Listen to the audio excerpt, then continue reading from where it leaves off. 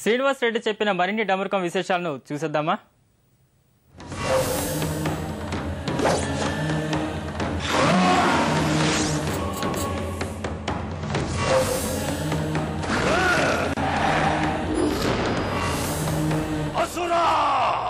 అంతకాసురా నా గుండె చప్పుడే డమరుకనాదం, అదే నీ పాలిట మరణ మృదంగం. ఈ డమరుకం పరమేశ్వరుడి నేపథ్యంలో సాగే చిత్రం ప్రేక్షకులు ఏ విధంగా ఆకట్టుకుంటుంది?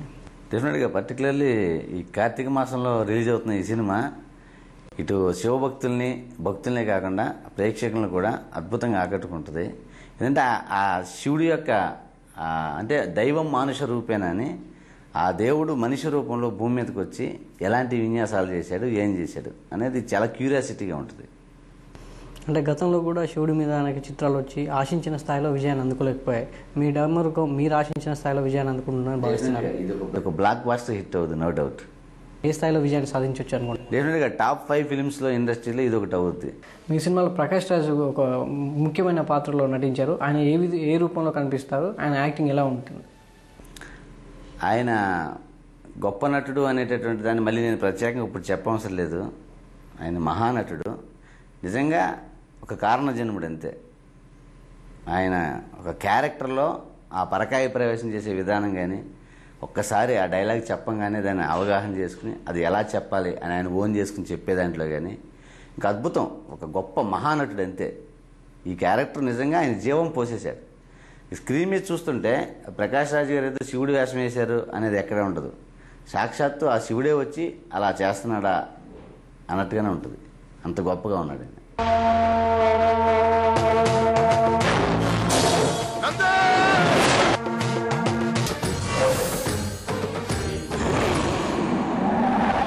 నా గుండె చప్పుడే డమరుకనాదం.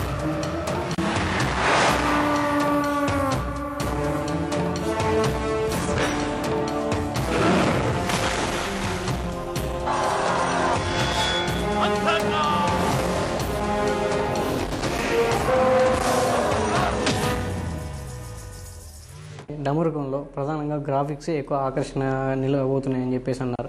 ఏ విధంగా గ్రాఫిక్స్ని మలిచారు? ఎంతసేపు ఈ గ్రాఫిక్స్ ప్రేక్షకులను అలరిస్తుంది? ఈ సినిమాలో గ్రాఫిక్స్ దగ్గర ఒక 1 hour 10 minutes వరకు ఉంటాయి. ఇది హైయెస్ట్ గ్రాఫిక్స్ సినిమా ఇది. అంటే ఏ సీను ఏ షాట్ కూడా ఒక ఫ్రేమ్ కూడా గ్రాఫిక్స్ కోసం చేసామనేది ఉండదు. కథకి అవసరమైనటువంటి గ్రాఫిక్సే దీంట్లో ఉన్నాయి. కథానుగుణంగానే గ్రాఫిక్స్ను వాడుకున్నాను తప్పితే ఎక్కడా కూడా ఏదో గ్రాఫిక్స్ అనేటటువంటివి ఉన్నాయి కాబట్టి అన్ని గ్రాఫిక్స్లో చేసేయాలి, గ్రాఫిక్స్లో ఏదో చూపించేయాలి అనేది ఎక్కడా ఉండదు.